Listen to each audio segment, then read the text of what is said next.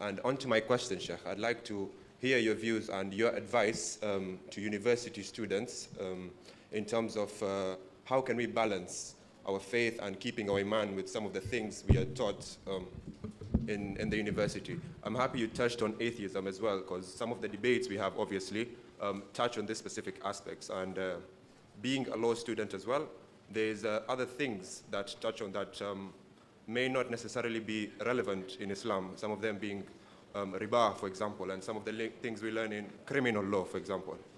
So I'd like to hear what is your advice and your take on this. Okay. Bismillah ar-Rahman ar-Rahim. Alhamdulillah, wassalatu wassalamu ala rasulillah wa ala alihi wa sahbihi wa man ihtada bihudahu amma ba'du. Now, when we address such problems, we have to adhere to the fact that we do not live in a bubble. Unfortunately, we do not live in utopia. The time of the Prophet ﷺ and the companions is not existing at the moment.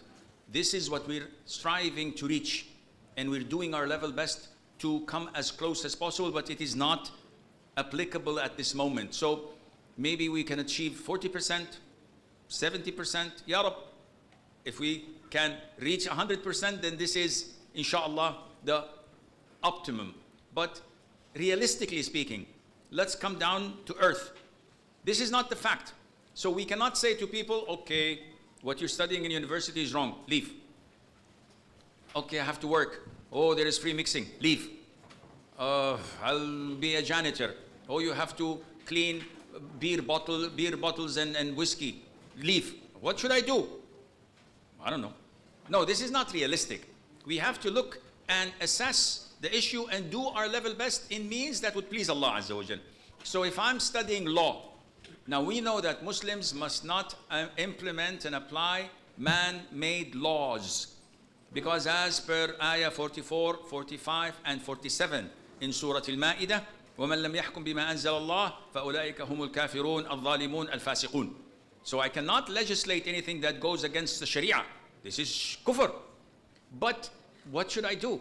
The Muslims need lawyers to take their rights from companies that have corrupted their businesses, stolen their money, cheated on them. Victims need advocates to call the courts to their cases and get their justice done.